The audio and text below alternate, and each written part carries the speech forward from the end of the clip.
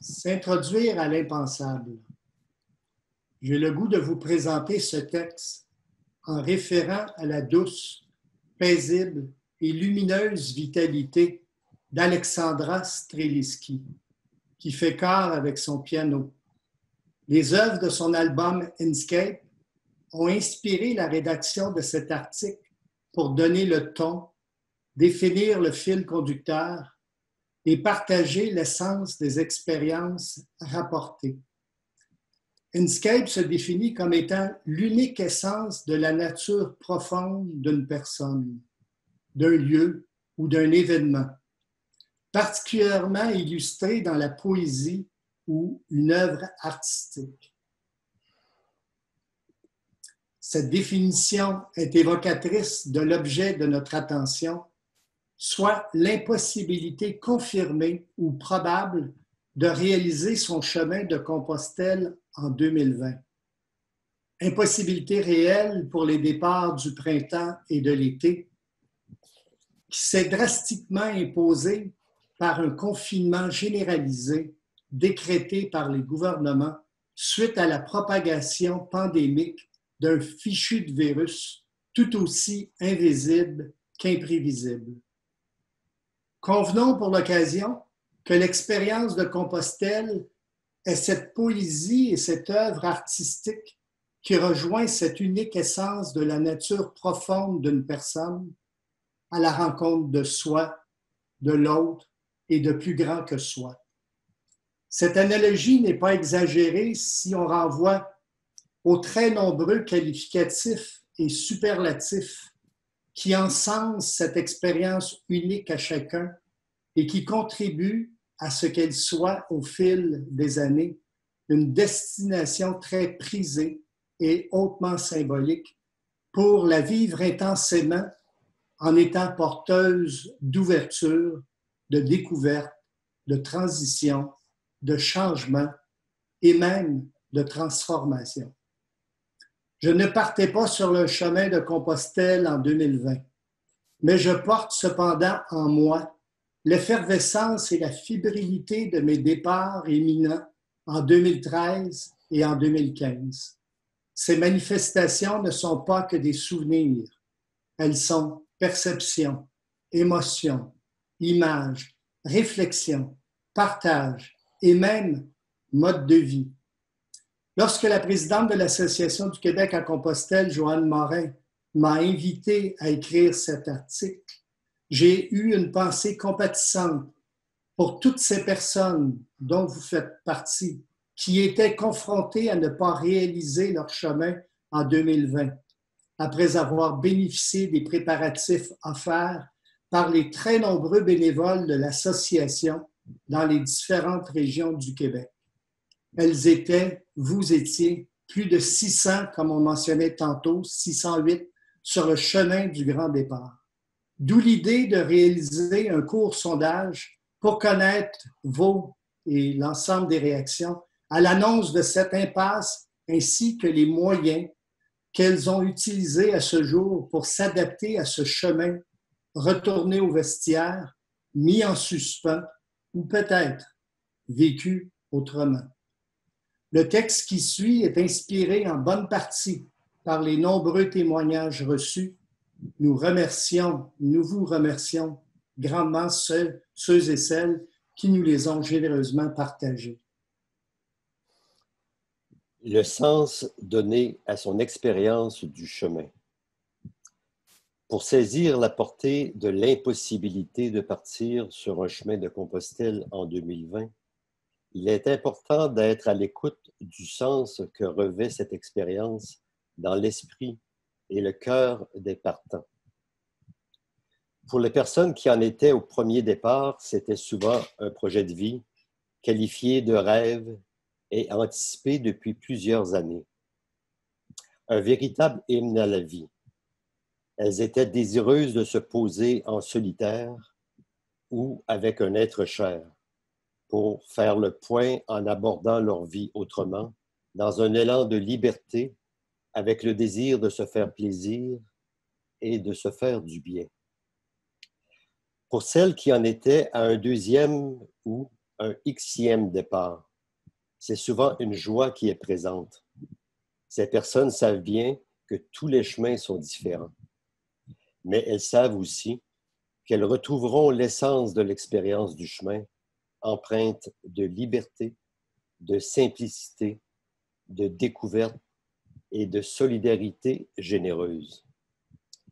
Il y a souvent pour ces personnes une tendre affection, une forme de complicité intime qui tire des ficelles de cette partie des plus humaines qu'on porte en soi. La conscience du privilège de le vivre à nouveau avec un profond sentiment de gratitude malgré les efforts et les obstacles inhérents à tout dépassement de soi, et bien souvent accompagné d'un élan du cœur de redonner au suivant. Pour les uns et les autres, la fébrilité et l'intensité du départ pouvaient être associées à un moment rare et des plus opportuns pour réaliser son chemin en 2020 précisément. Soit, pour les uns, le congé exceptionnellement plus long autorisé par son employeur, ou encore la disponibilité d'un proche bien-aimé avec qui son chemin était planifié, ce proche pouvant être sa fille, son fils, sa sœur, sa tante ou un ami non-voyant. La célébration de 25, 40 ou 50 ans de mariage, l'amorce de l'importante transition qu'est sa retraite, le passage symbolique à ses 30, 40, 50, 60 et même 80 ans avec les questions existentielles que sont « Où j'en suis? Qu'est-ce que j'ai le goût d'être pour la suite des choses? » La sortie laborieuse d'une période difficile psychologiquement et pour lequel l'expérience du chemin représentait rien de moins qu'un projet porteur de vie qui donne espoir en des jours meilleurs. Et finalement, pour d'autres, la mort récente de son partenaire de vie et l'inévitable deuil auquel la vie nous convie et pour lequel le chemin devient une source d'apprivoisement, d'apaisement et de réconciliation. Dans ces moments bien précis, il y avait là, en 2020, une quête, un important rendez-vous avec soi-même, fortement attendu, avec même un brin d'impatience pour marcher un chemin extérieur, mais aussi pour vivre un cheminement du dedans. Comme le souligne Robert, j'avais besoin de temps, de silence et de présence dans un espace différent, loin de mes repères habituels, où je pourrais retrouver ce qui m'anime et me fait vivre. Être si bien préparé pour vivre son chemin. Il est bon de rappeler que l'ouverture, la simplicité et la générosité sont les trois valeurs de l'Association du Québec à Compostelle, des phares lumineux qui guident et qui orientent. L'ensemble des bénévoles de l'association incarnent ces valeurs en aidant les partants à bien réaliser leur chemin de Compostelle et à favoriser leur retour en mettant à profit les acquis de cette grande expérience. Les préparatifs habituels ont été nombreux et variés chez les 608 partants de cette année. La lecture de livres ou d'articles, le visionnement de films, la participation à des conférences sur les différents chemins de Compostelle, le partage de son projet avec d'autres personnes ayant vécu ou pas cette expérience, le choix de son sac à dos, de ses vêtements et des accessoires pour les soins de base, le choix de son chemin, d'où à où, avec ses attraits et selon le temps disponible, ses étapes et peut-être même l'identification des gîtes et certaines réservations, l'obtention de sa crédentiale, l'achat de son billet d'avion et finalement les assurances associées au fait de voyager à l'étranger. Puis, il y a eu cette autre préparation très importante qui consiste à se mettre en action pour accroître sa forme. Des marches régulières, voire quotidiennes, seul ou en compagnie de la ou des personnes avec qui l'on part, ou en groupe dans le cadre des activités de l'Association du Québec à Compostelle. Certaines personnes marchaient avec leur sac à dos rempli, comme si elles débutaient leur chemin. Des marches qui se sont maintenue après le 14 mars dernier, premier jour du confinement généralisé à l'ensemble du Québec, le tout en respectant les règles de distanciation physique. Il y a beaucoup de positifs à se préparer si bien en modifiant des habitudes de vie plus favorables à la santé, en apprivoisant et en habitant la lenteur et la simplicité auxquelles nous convie la marche soutenue et régulière. Dans cette lenteur, des petits gestes, autrefois perçus comme anodins, deviennent présents à notre conscience et prennent de l'importance. Une qualité de préparation qui a fait dire très souvent « Je suis vraiment prêt et si reconnaissant de tout cet accompagnement et des bons conseils reçus de tant de gens et prodigués avec amour. Prêt sur les plans physiques, psychologiques et matériels, avec le sentiment fréquent que le chemin est commencé avant même de partir. » Avant le confinement généralisé, mais surtout une fois confinés, des personnes ont vécu ce mouvement puissant de se mettre aussi à marcher de l'intérieur et même d'en rêver la nuit. Comme le dit bien Joanne, je nous ai vus, elle et moi, marcher. Je nous ai vus arriver à Santiago remplis de fierté et pleurer de joie. C'était tellement vrai et réel. Il me paraissait impossible que nous ne partirions pas, comme prévu, en baie. Pour certains, le sac à dos était là, dans l'entrée, prêt à être soulevé pour le grand départ, refermer la porte, mettre la clé dans la serrure et... Le choc de l'impossibilité de partir. Et puis, plus rien. En fait, ce qui a été vécu comme un choc par de très nombreuses personnes a été précédé par une cascade d'annonces de plus en plus alarmantes. Le 30 janvier, l'Organisation mondiale de la santé, OMS, déclare l'état d'urgence de santé publique internationale. Le 28 février est dépisté le premier cas au Québec. Le 11 mars, l'OMS déclare l'état de pandémie. Le 13 mars, le gouvernement du Québec décrète la fermeture de toutes les institutions d'enseignement et les services de garde. Le 14 mars, le gouvernement du Québec déclare l'état d'urgence sanitaire pour 10 jours et cet état d'urgence sera renouvelé plusieurs fois jusqu'à ce jour. Le 16 mars, les frontières canadiennes sont fermées. Le 23 mars, toutes les entreprises et tous les commerces du Québec doivent fermer. Puis, il s'en est suivi la transmission de nombreuses informations sur l'état de situation en France, en Espagne, en Italie et au Portugal, pour se rendre compte que tout fermait comme au Québec et qu'il devenait impensable, voire même dangereux sur le plan sanitaire, d'aller marcher sur le chemin de Compostelle. Ces derniers s'en trouvaient ainsi désertés pour la première fois de l'histoire moderne. Comme le dit si bien Hélène et André, on dit que le chemin de Compostelle nous rattrape là où on s'y attendait le moins. La preuve est faite.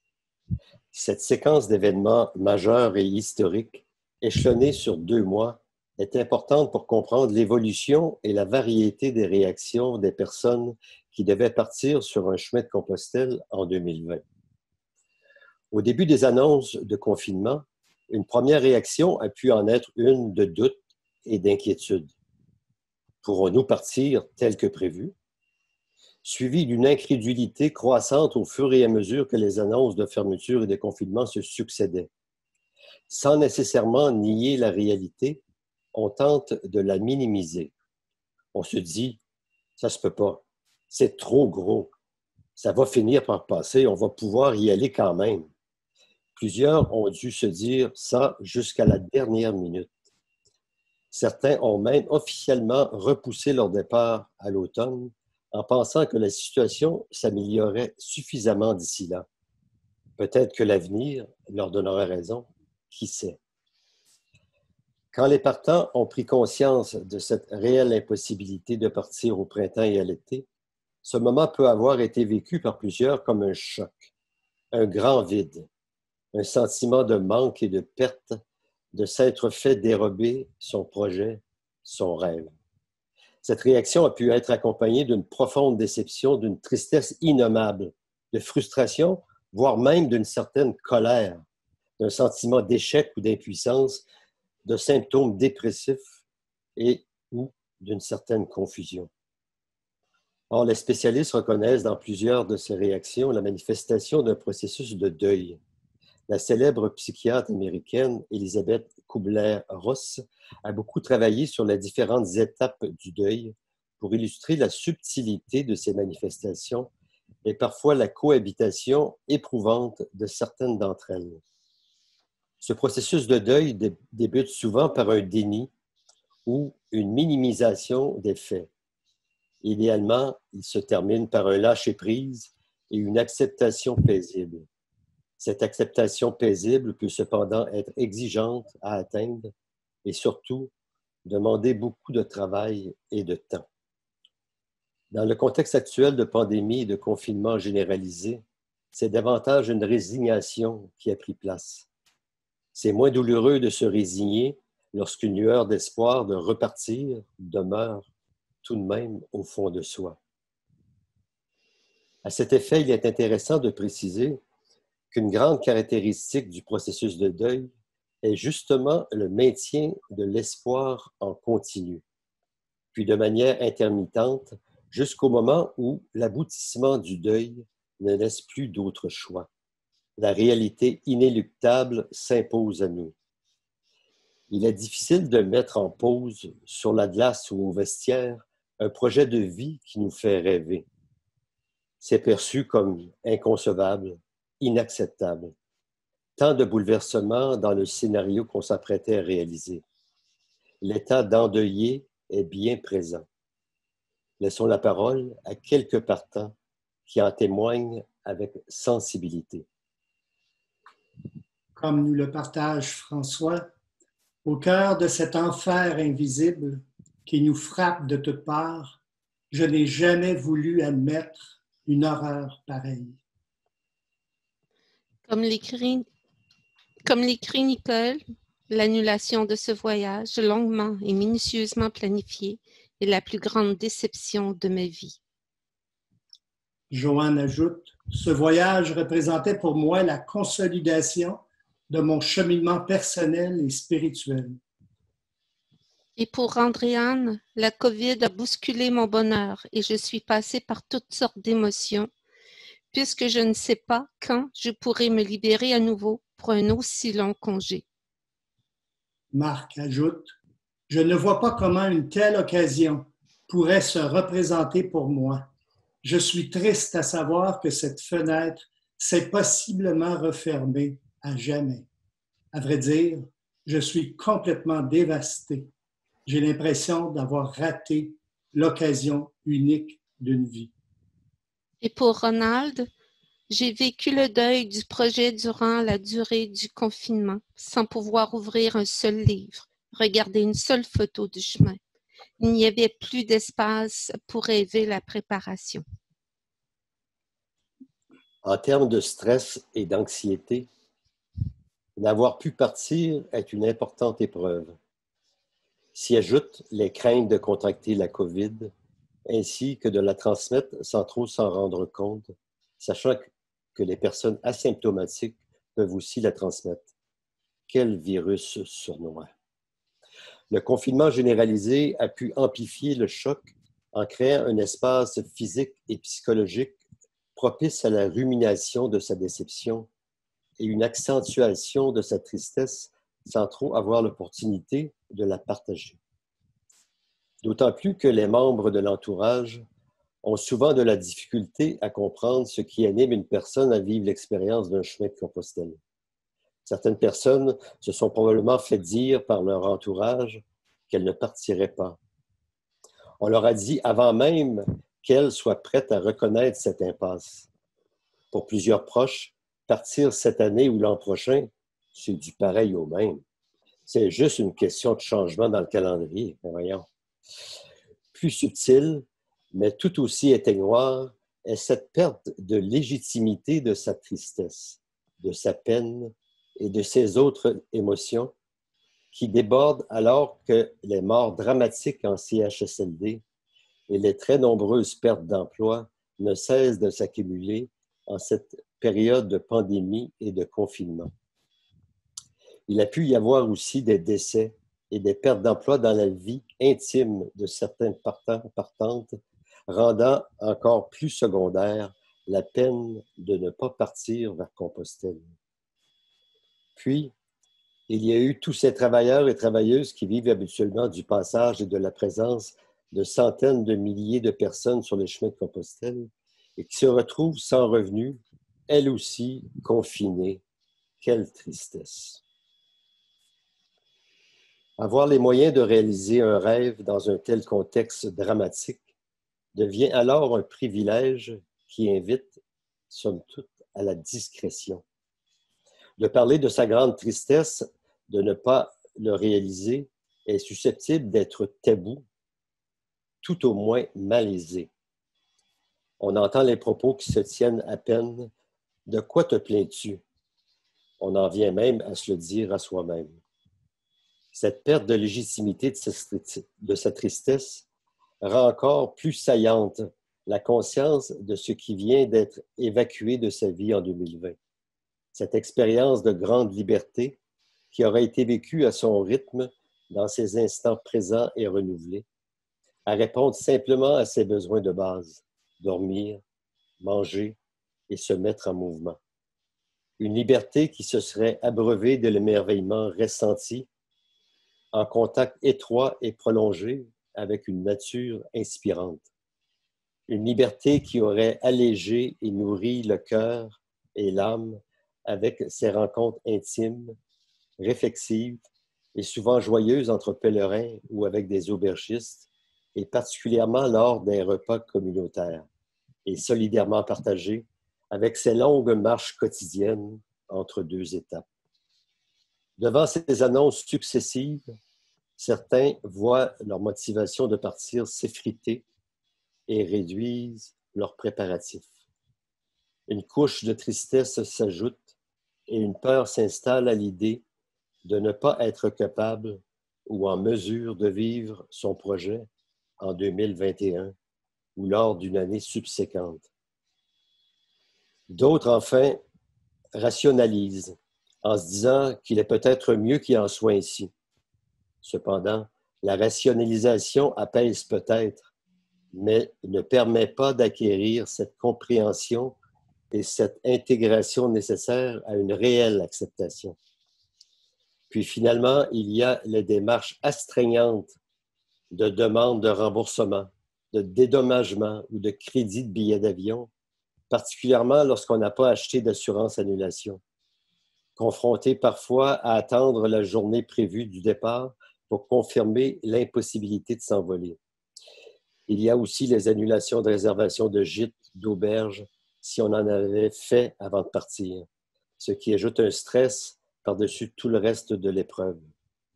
Devant cette impossibilité de vivre son chemin de Compostelle en 2020 et les réactions engendrées, comment les partants en sont venus à faire face et même à s'adapter à cette épreuve, sachant que toute crise comporte son lot d'opportunités.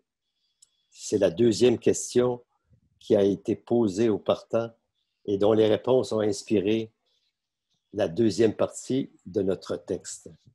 C'est le temps de notre pause maintenant.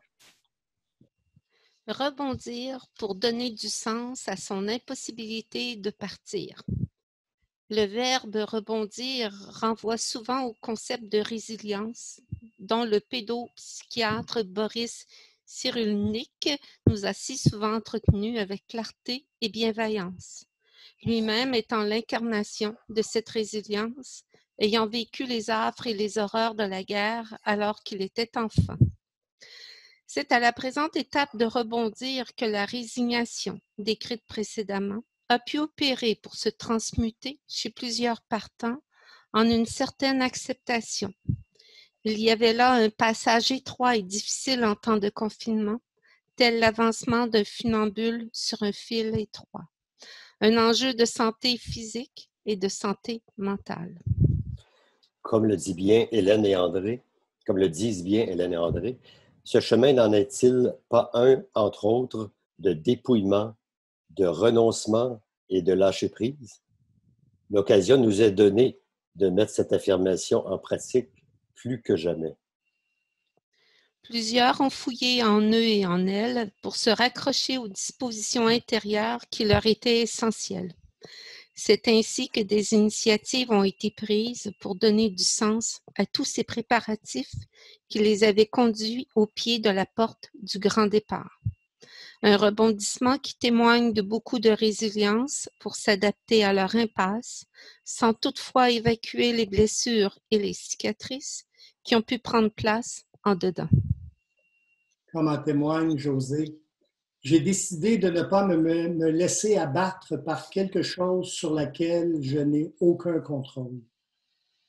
Et Serge de dire, devant un adversaire invisible qui fait trembler la terre entière, nous devons nous incliner. Un rebondissement qui a pris acte du contexte exceptionnel de pandémie et de confinement que nous vivions tous et toutes. C'est inévitable, c'est incontournable. Une disposition qui aide à rebondir est souvent le recul et le changement de perspective nécessaire à embrasser la réalité sous un angle différent et plus large. Sans minimiser la souffrance qu'on porte en soi, on se permet de mieux l'accueillir en se manifestant de la bienveillance, tout en ayant un regard lucide et sensible sur la réalité d'autrui et les drames qui continuent à se vivre autour de soi. Des leçons de vie sont apprises en relativant ainsi ces déceptions à la lumière de ces multiples morts confinées qui se vivent dans nos CHSLD et peut-être même dans les familles de certains partants. Il ne faut pas s'y méprendre. La grande faucheuse n'est pas que mortifère. Elle devrait nous aider à mieux nourrir notre finitude, un jour à la fois et pas à pas, en devenant une version améliorée de soi-même dans son rapport à soi et à l'autre. Dans ce rebondissement en situation de confinement, la routine et même l'adoption de rituels facilitent l'adaptation. Cette routine structure le temps et rend prévisible ses mises en action. Cette prévisibilité est si importante et même sécurisante dans un contexte pandémique imbibé d'incertitudes. La marche quotidienne s'avère une importante planche de salut pour rebondir. Elle est la mise en action qui se rapproche le plus du mouvement qu'on s'apprêtait à initier sur un chemin de Compostelle. Maintenir la forme acquise au cours des dernières semaines ou des derniers mois devient un impératif, une nécessité pour se faire du bien. Une marche qui nous ramène à la lenteur de l'instant présent, à ce qui se déploie devant soi comme nature et ce qui émerge du dedans et qu'on est invité à accueillir. Ainsi, cette marche peut se vivre de manière si salutaire dans le tumulte étourdissant de la forte médiatisation de cette horrible pandémie. Louise témoigne, après 3 semaines de panne, j'ai repris doucement l'entraînement. Dans le fond, je m'aperçois que je suis en chemin pour Compostelle depuis le jour où j'ai fait le choix de partir. Anne-Marie, je découvre mieux mon quartier. Je rencontre des gens qui ont le sourire et ça fait du bien. Et pour me donner du baume au cœur, je passe chez des amis qui ont installé la coquille sur le trottoir devant chez eux. De voir cette coquille me fait du bien et me donne du courage. C'est le chemin qui continue. De son côté, Louise, je marche tous les jours, beau temps, mauvais temps. La marche me garde active, m'aide à garder le moral, à faire le ménage dans mes pensées, mes émotions et me permet d'apprécier la beauté de la nature. Louise, toujours, comme prix de consolation, je projette une randonnée d'environ 130 km dans mon environnement immédiat que je ferai soit en revenant coucher tous les soirs à la maison, soit en couchant à l'extérieur si c'est possible. Heureusement, notre premier ministre et notre cher Dr Arruda ont martelé de nombreuses fois les bienfaits d'ouvrir des parenthèses dans notre confinement pour aller marcher. Mais lorsqu'on a 70 ans ou plus, on se fait encore plus prudent sur le plan de la protection et même ratoureusement discret pour éviter de se faire dire « retourne à la maison ». Pourtant, les décideurs de la santé publique devraient savoir que l'âge avancé n'empêche pas d'être en bonne santé et d'avoir peu de facteurs de risque. Parole de pèlerin aguerri. La mise en mouvement a donné lieu également à de la créativité par la réalisation de chemins virtuels, en refaisant dans sa tête, dans ses sens, par écrit, par image, et même par ses pas, un chemin de Compostelle déjà vécu, ou même celui qu'on s'apprêtait à vivre. Annick nous dit « Je suis passé par un site de marche virtuel qui s'appelle Walking for Fun. Chaque kilomètre marché dans mon environnement est compilé sur le chemin de son choix. Et c'est le Camino français que j'ai choisi. »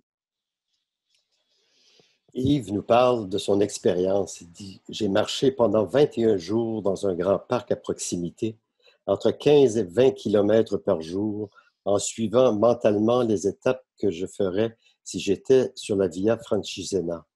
J'ai témoigné de mon expérience sur mon blog. » Anne-Marie nous dit « Je refais mon premier chemin du Puy à Fisterra, réalisé en 2002. À Montréal du Gers, j'avais rencontré quelqu'un qui avait préparé l'arbre pour le Jardin des Montréal de France au Jardin botanique de Montréal. Cet arbre était venu par bateau et cet arbre, c'est moi qui l'avais planté. » Pour Maurice, à 76 ans, je marche une douzaine de kilomètres par jour dans les rues du quartier. Mon podomètre m'indique que j'ai déjà parcouru près de 625 kilomètres. Et je garde en tête que mon projet de Compostelle était de 750 kilomètres. Je marche avec Compostelle à l'esprit. Finalement, Emmanuel, à l'aide d'une carte, je suis parti de Moucha, où j'avais terminé mon chemin en 2018, et j'ai remonté le chemin pour me rendre jusqu'à Saint-Jean-Pied-de-Port. Quand je marchais, je pensais au chemin et ça m'a permis de le garder vivant et de passer à travers cette période plus trouble. De plus, des expériences vécues sur des chemins de Compostelle ou du Québec sont partagées sur des pages Facebook. En exemple, le forum de discussion de l'Association du Québec à Compostelle, Montréal, et Marcher autrement au Québec. Il y a aussi des sites web, tels que le chemin à la maison.fr, où les gens sont invités à témoigner de moments précieux de leurs expériences antérieures d'un chemin de Compostelle comme palliatif face au confinement imposé. Marcher sur un chemin virtuel ne fait pas disparaître sa déception. Il nous maintient cependant en mouvement en nourrissant l'esprit des chemins de Compostelle, par la lenteur, la présence à soi et par une conscience aiguë de leur fragilité. Certains ont découvert une spiritualité qui était en dormance. Plusieurs nourrissent des liens virtuels avec des êtres chers. Les Zoom et FaceTime de ce monde deviennent des substituts pour pallier à l'isolement du confinement. L'enjeu étant de se solidariser dans cet isolement. L'expérience d'un chemin de Compostelle aurait comporté cette grande opportunité, soit marcher en solitaire, ou presque, durant toute une journée et retrouver, le soir venu, le regroupement solidaire d'autres pèlerins. Mais on se sent en manque de la proximité physique et du contact chaleureux. Il faut faire avec, en manœuvrant dans le champ des possibles. La simplicité qu'appelle l'expérience d'un chemin représente une autre source de rebondissement et de quête de sens. Pourquoi ne pas profiter de cette pause, d'autant plus qu'elle se vit en confinement, pour faire le ménage de notre appartement ou de notre maison, un ménage pour l'embellir, mais aussi pour se départir de l'inutile, du superflu, et de disposer on verra plus tard, un travail d'élagage qui fait du bien et qui allège. Cette simplicité se vit également dans le rapprochement de la nature en se mettant les mains dans la terre. Comme le dit Louise, j'ai décidé de préparer un magnifique jardin de fleurs. de plantes médicinales et de légumes. Mon jardin, j'y travaille beaucoup. J'embellis ma cour et mon cœur. J'ai ainsi transmuté la tristesse en joie, le deuil en renaissance. Offre de services considérablement accrue sur le web en temps de confinement, certains en profitent pour s'inscrire à des formations ou des cours en ligne, à assister à des conférences et à des concerts, répondant ainsi à des intérêts ou à un désir de découvrir de nouveaux horizons. Pour ceux et celles qui devaient partir plus tard dans la saison et qui ont perdu un emploi, il s'agit d'un stress supplémentaire sur le plan de la perte de revenus et de la capacité de rencontrer ses obligations financières. Cette autre épreuve n'a pas empêché certains de se porter volontaires pour participer, comme bénévoles, à cette mobilisation collective pour aider concrètement des personnes fragilisées à répondre à leurs besoins de base. Pour ces différents moyens utilisés, il y a un grand besoin de nourrir l'humain en soi et d'aller à la rencontre de l'autre en se branchant à un espace ou un projet de vie. Quelle belle substitution qui opère. Un processus qui amène à retrouver un peu ici ce qu'on aurait cherché sur un chemin de Compostelle. On n'est pas dupe. Cela ne sera jamais pareil. Mais on ne cherche pas le pareil, on cherche la ressemblance grossière, mais suffisamment inspirante pour passer à l'action, pour que cette action nous fasse du sens et du bien. Comme dernière partie, se projeter dans le futur. Quand on pense au futur, le désir et le besoin de partir ou de repartir dans un avenir prévisible sur un chemin de Compostelle demeure très présent. Pour ceux et celles qui maintiennent encore l'espoir de partir à l'automne, il s'agit de rester à l'affût des informations sur l'évolution de la situation. Demeurer ouvert, souple et avec une certaine distanciation psychologique est la voie raisonnable. Mais ce n'est pas facile à faire, cohabiter avec un rêve qui ne demande qu'à être vécu et qui engendre de l'intensité et même de l'effervescence. Philippe nous dit, ce chemin, j'espérais dans le plus profond de mon cœur le faire un jour. Je n'ai pas encore fait mon deuil. Je me laisse croire qu'un événement pourrait me faire traverser l'Atlantique en septembre prochain. Décaler son départ fait en sorte qu'on aura plus de temps pour s'y préparer, de se mettre en forme, de préciser ses attentes, d'apporter peut-être des changements dans le choix de son itinéraire, se documenter davantage, de l'inscrire encore mieux dans le calendrier et de vouloir le vivre plus légèrement et se disposer à l'apprécier encore plus. Sur le plan des préparatifs, il pourra s'agir de participer à des groupes Facebook qui s'adressent au chemin de son choix, tels que les Amis du chemin Mozarabé ou les Amis du Via de la Plata, ou qui permet des échanges sur l'expérience de Compostelle, tels que le forum de discussion de l'Association du Québec à Compostelle de Montréal. Comme le dit Diane, ça me fait du bien d'être membre de l'association parce que ça garde mon projet vivant dans mon esprit. Mais pour les personnes qui, à cause de leur âge avancé, ou qui partaient seules ou avec d'autres dans une fenêtre de temps peu facilement renouvelable, il y a le risque que le deuil se poursuive suite à cette grande opportunité ratée. Le remettre à 2021 suscite des appréhensions d'y retrouver une affluence plus grande par la présence de toutes ces personnes qui devaient le marcher cette année. Et comme on le mentionnait tantôt, de plus, 2021 est une année jacquaire qui donne lieu historiquement à une forte fréquentation des chemins de Compostelle. Nombreux sont ceux et celles qui voudront éventuellement le marcher avec un élan de gratitude d'être sortis vivants de cette pandémie ou qui voudront peut-être marcher pour des êtres chers disparus ou qui ont souffert des conséquences financières ou psychologiques d'un confinement généralisé. À court terme, les marches dans un large rayon de chez soi se maintiendront probablement très populaires, bien que peut-être moins intense. La marche étant déjà bien intégrée au mode de vie des partants, en plus de contribuer au maintien de la forme, il s'agit d'une importante source de réconfort. Avec le déconfinement amorcé, plusieurs auront le projet cet été de marcher au Québec sur les sentiers de randonnée, les chemins de pèlerinage ou dans les magnifiques parcs nationaux, provinciaux ou régionaux.